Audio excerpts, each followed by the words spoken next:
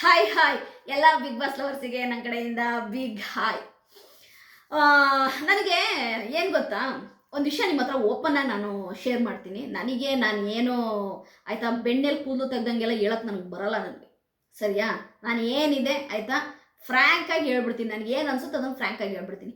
ರಕ್ಷಿತನ ವಿಷಯಕ್ಕೆ ಬಂದರೆ ಆಯಿತಾ, ನಿನ್ನೆ ಏನು ಕಾವ್ಯ ಮತ್ತು ಸ್ಪಂದನ ಒಂದು ಕಾರಣ ಕೊಡ್ತಾರೆ.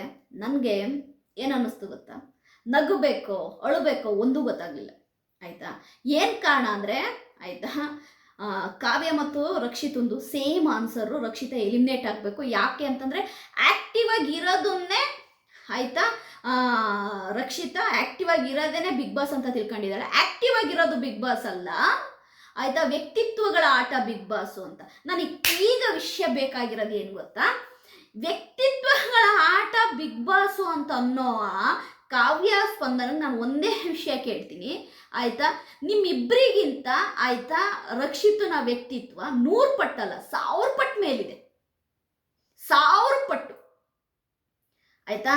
ಎಲ್ಲ ವಿಷಯದಲ್ಲೂ ಎಜುಕೇಷನ್ ವಿಷಯಕ್ಕೆ ಬಂದರೆ ನನಗೆ ಹೇಳ್ತೀನಿ ಅಂತ ತಪ್ಪು ತಿಳ್ಕೋಬೇಡಿ. ಸ್ಪಂದನ ಮತ್ತು ಕಾವ್ಯಗಿಂತ ಆಯಿತಾ ಎಜುಕೇಟೆಡ್ ಪರ್ಸನ್ನು ರಕ್ಷಿತ ಆಯಿತಾ. ಯಾಕೆ ಅಂತ ನಾನು ಯಾಕೆ ಇದನ್ನೆಲ್ಲ ಹೇಳ್ತಿದ್ದೀನಿ ಅಂತಂದರೆ, ಅಷ್ಟೆಲ್ಲ ಓದ್ಕೊಂಡಿರುವಂತಹ ಹುಡುಗಿ ರಕ್ಷಿತ ಒಂದು ದಿನ ಕೂಡ ಇಂಗ್ಲೀಷಲ್ಲಿ ಮಾತಾಡ್ಬೋದು. ಅವಳು ಮನಸ್ಸು ಮಾಡಿದರೆ ತುಂಬ ಚೆನ್ನಾಗಿ ಇಂಗ್ಲೀಷ್ ಬರುತ್ತೆ ರಕ್ಷಿತನಿಗೆ. ಒಂದಿನ ಇಂಗ್ಲೀಷಲ್ಲಿ ಮಾತನಾಡಲಿಲ್ಲ. ಒಂದು ದಿನ ಐ ಆಮ್ ಎಜುಕೇಟೆಡ್ ಅನ್ನೋ ಗರ್ವದಲ್ಲಿ ಮಾತಾಡಲಿಲ್ಲ, ಅಹಂಕಾರ ತೋರಿಸ್ಲಿಲ್ಲ ಆಯಿತಾ. ರಕ್ಷಿತನ ವ್ಯಕ್ತಿತ್ವ ಸ್ಪಂದನ ಕಾವ್ಯಗಿಂತನೂ ಸೂಪರ್ ಆಗಿದೆ ಆಯಿತಾ, ಎಕ್ಸ್ಟ್ರಾಡಿನರಿ ಆಗಿದೆ ಆಯಿತಾ. ಆಮೇಲೆ ಇವ್ರು ಏನು ಹೇಳ್ತಿದಾರಲ್ವಾ, ವ್ಯಕ್ತಿತ್ವಗಳ ಆಟ ಬಿಗ್ ಬಾಸ್ ಅಂತ. ಕಾವ್ಯ ಮತ್ತು ಸ್ಪಂದನಗಿಂತ ರಕ್ಷಿತ ನೋಡಿ, ವ್ಯಕ್ತಿತ್ವಗಳ ಆಟ ಅಂತ ಹೇಳ್ತಾರಲ್ಲ, ಹಂಗಾಗಿ ಹೇಳ್ತಾರಂತ ಆಯ್ತಾ. ಮನೆ ಕೆಲಸ ಮಾಡ್ತಾಳೆ, ಅಡುಗೆ ಮಾಡ್ತಾಳೆ, ಎಲ್ಲರ ಹತ್ರ ಚೆನ್ನಾಗಿರ್ತಾಳೆ ಆಯ್ತಾ. ನಿಜವಾಗ್ಲೂ ಕೂಡ ಆಯ್ತಾ, ಒಬ್ಬ ಹೆಣ್ಣು ಮಗಳು ಹೇಗಿರ್ಬೇಕಾಗಿದ್ದಾಳೆ. ನಿಜವಾಗ್ಲೂ ರಕ್ಷಿತನ ವ್ಯಕ್ತಿತ್ವ, ರಕ್ಷಿತನ ಆಯ್ತಾ ಸಿಂಪ್ಲಿಸಿಟಿ ನಮ್ಮ ಇಡೀ ಕರ್ನಾಟಕ ಜನತೆಗೇನೆ ಇಷ್ಟ ಆಗಿದೆ ಸರಿಯಾ.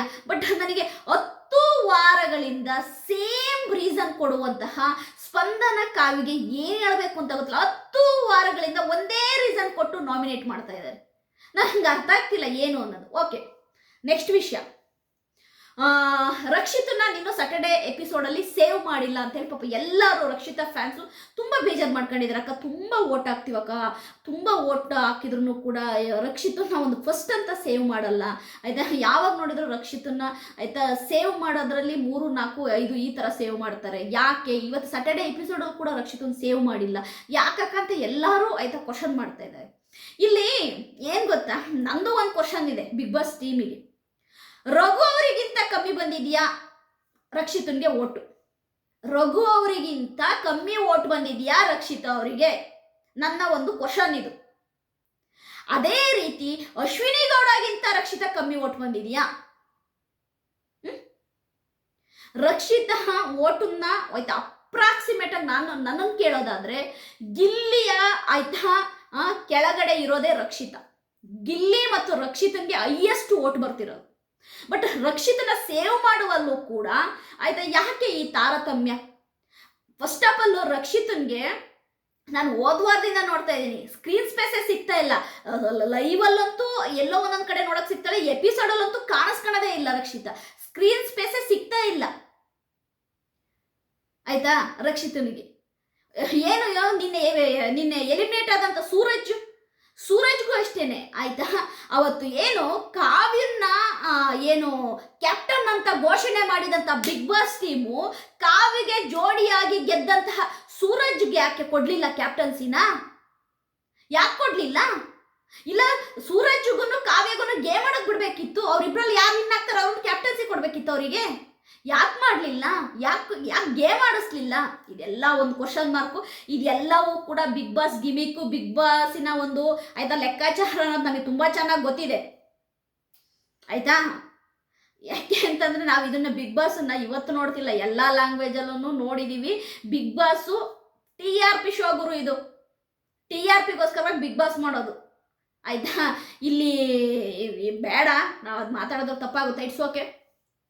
ಆಮೇಲೆ ನನ್ನ ಅದೇ ಕ್ವಶನ್ ನಾನು ಏನು ಹೇಳ್ತಾರೆ, ರಘುಗಿಂತ ಆಯ್ತಾ ರಕ್ಷಿತನಿಗೆ ಕಮ್ಮಿ ಓಟ್ ಬಂದಿದ್ಯಾ, ಅಶ್ವಿನಿ ಗೌಡಗಿಂತ ಕಮ್ಮಿ ಓಟ್ ಬಂದಿದ್ಯಾ, ಯಾಕೆ ಈ ತಾರತಮ್ಯ? ಹಾಗಾದ್ರೆ ರಕ್ಷಿತನ್ನ TRPಗೋಸ್ಕರ ಯೂಸ್ ಮಾಡ್ಕೊಂಡು ಎಲಿಮಿನೇಟ್ ಮಾಡ್ತಾರ? ಇದೆಲ್ಲವೂ ಕೂಡ ಆಯ್ತಾ ಒಂದು ಕ್ವಶನ್ ಮಾರ್ಕ್ ಆಗಿದೆ. ನಾನು ನಿಮ್ಮನ್ನೇ ಕೇಳ್ತೀನಿ, TRPಗೋಸ್ಕರವಾಗಿ ರಕ್ಷಿತನ್ನ ಬಿಗ್ ಬಾಸ್ ಟೀಮ್ ಯೂಸ್ ಮಾಡ್ಕೊಂತಿದೆ ಬಿಟ್ರೆ ರಕ್ಷಿತಕ್ಕೆ ಸಿಗಬೇಕಾದಂತಹ ಯಾವುದೇ ಆಯ್ತಾ ಮನ್ನಣೆ ಸಿಗ್ತಿಲ್ಲ ಅನ್ನೋದು ನನ್ನ ಅನಿಸಿಕೆ. ನಾನಿದನ್ನ ರಕ್ಷಿತನಿಗೆ ಸಪೋರ್ಟ್ ಮಾಡ್ತೀನಿ ಅಂತ ಹೇಳ್ತಿಲ್ಲ, ನಾನು ಕ್ಯಾಶುಯಲ್ ಆಗಿ ಎಲ್ಲ ಫ್ಯಾನ್ಸ್ ಮತ್ತು ಪ್ರೇಕ್ಷಕರ ಆಯ್ತಾ ಒಂದು ಪ್ರತಿನಿಧಿಯಾಗಿ ನಾನು ಹೇಳ್ತಾ ಇದ್ದೀನಿ. ನಿಜವಾಗ್ಲು ಎಲ್ಲರಿಗೂ ಅನ್ಸೋದು ಅದೇ. ನಿನ್ನೆ ಲಿವಿಂಗ್ ಏರಿಯಾದಲ್ಲಿ ಒಂದು ವಿಷಯ ನಡೆಯುತ್ತೆ. ನಮ್ಮ ಧ್ರುವಂತ್ ಅವರು, ಅಶ್ವಿನಿ ಗೌಡನು ಕೂತಿರ್ತಾರೆ, ಧ್ರುವಂತ್ ಅವರು ಬಿಗ್ ಬಾಸ್ ಮನೆಯಲ್ಲಿ ಆಯ್ತಾ ವಿನ್ ಆಗದೆ ರಕ್ಷಿತಾ ಗಿಲ್ಲಿ ನಟ ಇವರಿಬ್ಬರೇ ವಿನ್ ಆಗಕ್ಕೆ ಬಂದಿರೋದು, ನಾವೆಲ್ಲ ಕೀಪರ್ಸ್ಗಳು ಅಂತೇಳಿ ಅವ್ನು ಕಾಮಿಡಿಯಾಗಿ ಹೇಳ್ತಾನೆ. ಅವ್ನು ಧ್ರುವಂತು ಅಂದ್ರೆ ಸೀರಿಯಸ್ ಆಗಲ್ಲ, ಕಾಮಿಡಿಯಾಗಿ ಹೇಳ್ತಾನೆ. ಬಟ್ ಅದನ್ನ ಕಾವ್ಯಗೂ ಸ್ಪಂದನಗೂ ಸಹಿಸ್ಕೊಳಕ್ಕೆ ಆಗಲಿಲ್ಲ. ಆಯ್ತಾ, ಹೆಂಗ ಮಾಡಿ ನೀವಿಲ್ಲ ಅವ್ರು ಮೇಲಿಟ್ಟು ಹೇಳ್ತಿದ್ದೀರಾ ಅಂದ್ರೂ ಧ್ರುವಂತ್ ತಲೆನೇ ಕೆಡ್ಸ್ಕೊಳ್ಳಿ, ಇಟ್ಸ್ ಓಕೆ, ಅವರೇ ಮೇಲಿರ್ಲಿ, ನಾವು ಕೆಳಗಿರ್ತೀನಿ ಅಂದ. ಅಂದ್ರೆ ರಕ್ಷಿತಾ ವಿನ್ ಆಗೋದು, ರಕ್ಷಿತಾ ಫಿನಾಲೆಗೆ ಹೋಗೋದು ಇಷ್ಟ ಇಲ್ಲ ಅನ್ನೋದು ಓಪನ್ ಆಗಿ ಗೊತ್ತಾಗ್ತಾ ಇದೆ. ಇಲ್ಲಿ ರಕ್ಷಿತನ್ನ ಏನಾದರೂ TRPಗೆ ಯೂಸ್ ಮಾಡಿಕೊಂಡು ರಕ್ಷಿತನ್ನ ಏನಾದರೂ ಬಿಗ್ ಬಾಸ್ ಮನೆಯಿಂದ ಕಳಿಸಿದ್ರು ಅಂತ ಇಟ್ಕೊಳ್ಳಿ, ಫಿನಾಲೆ ಟೈಮಲ್ಲಿ ಎಲಿಮಿನೇಟ್ ಮಾಡಿದ್ರು ಅಂತಾನೆ ಇಟ್ಕೊಳ್ಳಿ, ನಿಜವಾಗ್ಲೂ ಬಿಗ್ ಬಾಸ್ನೇ ನೋಡಲ್ಲ. ರಕ್ಷಿತನ್ನ ಎಲಿಮಿನೇಟ್ ಮಾಡಿದರೆ ಬಿಗ್ ಬಾಸ್ನೇ ನೋಡಲ್ಲ ಜನ, ಆಯ್ತಾ, ಫೇಕ್ ಅನ್ಕೊಂಡ್ಬಿಡ್ತಾರೆ ಬಿಗ್ ಬಾಸ್. ಯಾಕೆಂದ್ರೆ ಇಲ್ಲಿ ಗೇಮ್ ಆಡಿದವರು ಫಿನಾಲೆಗೆ ಹೋಗಿ ವಿನ್ ಆಗ್ದಂಗೆ ಓತ್ಲ ಹೊಡ್ಕೊಂಡಿದ್ದವರು ಫಿನಾಲೆಗೆ ಹೋದ್ರೆ, ಓತ್ಲ ಹೊಡ್ಕೊಂಡಿದ್ದವರು ಟೈಟಲ್ ವಿನ್ ಆದ್ರೆ ನಿಜವಾಗ್ಲೂ ಕೂಡ ಬಿಗ್ ಬಾಸ್ ಮೇಲೆ ಇರೋ ಮರ್ಯಾದೆನೇ ಹೋಗುತ್ತೆ. ನನ್ನ ಪ್ರಕಾರವಾಗಿ ಗಿಲ್ಲಿ ನಟ, ರಕ್ಷಿತಾ, ಅದೇ ರೀತಿ ಮಾಳು, ಅಶ್ವಿನಿ ಗೌಡ ಇವರೆಲ್ಲ ಫಿನಾಲೆಯಲ್ಲಿ ಇರಲೇಬೇಕು.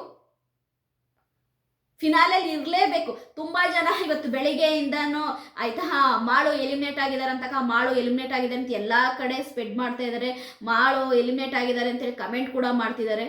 ಅಕಸ್ಮಾತ್ ನನಗಿರುವ ಮಾಹಿತಿಯ ಪ್ರಕಾರವಾಗಿ ಸ್ಪಂದನ ಎಲಿಮಿನೇಟ್ ಆಗಿರೋದು, ಮಾಳು ಎಲಿಮಿನೇಟ್ ಆಗಿಲ್ಲ. ನೀವು ಹೇಳೋ ಪ್ರಕಾರ ಏನಾದರೂ ಮಾಳು ಎಲಿಮಿನೇಟ್ ಆಗಿದೆ ಅಂತಂದರೆ, ಮಾಳು ಅವ್ರು ಎಲಿಮಿನೇಟ್ ಆಗಿದ್ದಾರೆ ಅಂದರೆ ನಿಜವಾಗಿ ಹೇಳ್ತಾ ಇದ್ದೀನಿ ಆಯ್ತಾ, ಸ್ಪಂದನನ್ನ ಸೇವ್ ಮಾಡಿರೋದು ಕಲರ್ಸ್ ಕನ್ನಡ ವಾಹಿನಿನೇ. 100% ಅಲ್ಲ 1000% ಅಂತ ನಾನೇ ಹೇಳ್ಬಿಡ್ತೀನಿ ಆಯ್ತಾ. ಮಾಳುನ ಎಲ್ಲಾದ್ರೂ ಎಲಿಮಿನೇಟ್ ಮಾಡಿ ಸ್ಪಂದನನ್ನ ಸೇವ್ ಮಾಡ್ಕೊಂಡ್ರೆ ಕಲರ್ಸ್ ಕನ್ನಡ ವಾಹಿನಿಯವರ ಪ್ರಾಡಕ್ಟು ಸ್ಪಂದನನ್ನ ಆಯ್ತಾ ಅವ್ರು ಸೇವ್ ಮಾಡ್ಕೊಳಕ್ಕೋಸ್ಕರವಾಗಿ ಮಾಳನ್ನ ಎಲಿಮಿನೇಟ್ ಮಾಡಿದ್ದಾರೆ ಅಂತ ನಾನೇ ಹೇಳ್ತೀನಿ. ಬಟ್ ಸಾರಿ, ಮಾಳು ಎಲಿಮಿನೇಟ್ ಆಗಿಲ್ಲ, ಸ್ಪಂದನ ಎಲಿಮಿನೇಟ್ ಆಗಿರೋದು. ತುಂಬ ಕಡೆ ಹರಿದಾಡ್ತಾ ಇದೆ ಇದು, ಮಾಳು ಎಲಿಮಿನೇಟ್ ಆಗಿದ್ದಾರೆ ಅಂತ. ನಿಮ್ಗೆ ಒಂದು ವಿಷಯನ ನಾನು ನಿಮಗೆ ಬರ್ಕೊಡ್ತೀನಿ. ಮಾಳು ಆಯ್ತಾ ಒಬ್ರು ನೋಡ್ಲಿ ಅಂತ ಕೆಲಸ ಮಾಡೋನಲ್ಲ, ಅವ್ನು ಪಾಡಿಗೆ ಅವ್ನು ಮಾಡ್ತಾ ಇರ್ತಾನೆ. ಗೇಮು ಅಂತ ಕೊಟ್ರೆ 100% ಕೊಟ್ಟಿದ್ದಾನೆ ಮಾಳು ಆಯ್ತಾ. ಕೆಲವರು ಹೇಳ್ತಾರೆ ಮಾಳು ವೇಸ್ಟು, ಬಿಗ್ ಬಾಸ್ ಮೇಲೆ ಇರೋದು ವೇಸ್ಟು ಅಂತೇಳಿ.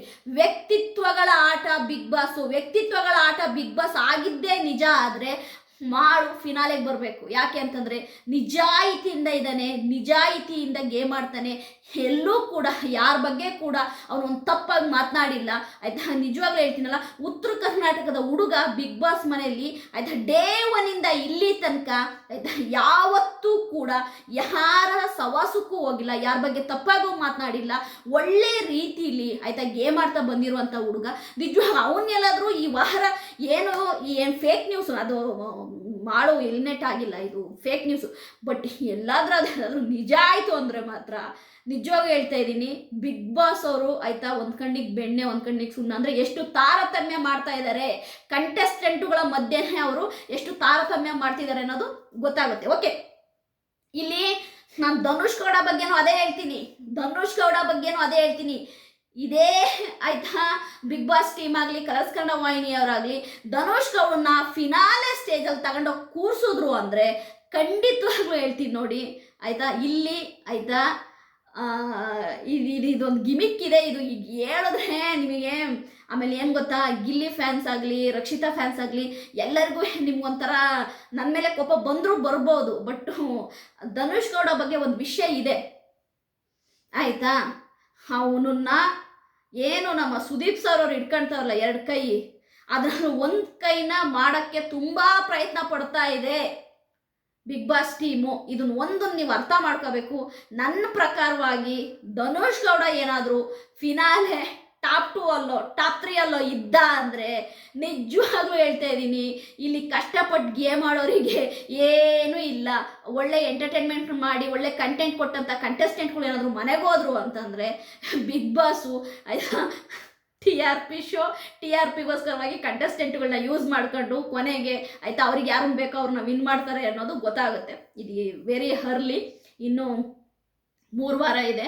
ಈಗಲೇ ಈ ವಿಷಯದ ಬಗ್ಗೆ ಚರ್ಚೆ ಮಾಡಿಬಿಟ್ರೆ ನೀವು ಕಮೆಂಟ್ ಸೆಕ್ಷನಲ್ಲಿ ಬಂದು ನಾನು ಮುಗಿಯೋಕ್ಕೆ ಸ್ಟಾರ್ಟ್ ಮಾಡ್ತೀರಾ. ಅದೇನೋ ಗಾಚಾರ ಹೇಳ್ತಾರಲ್ಲ, ಇದ್ದಂಗೆ ಹೇಳೋದು ಎದ್ದು ಬಂದು ಎದೆ ಒದ್ದ ಅನ್ನಂಗೆ ಆಯಿತಾ, ಈಗಲೇ ಉಗಿಯೋಕ್ಕೆ ಸ್ಟಾರ್ಟ್ ಮಾಡ್ತೀರಾ.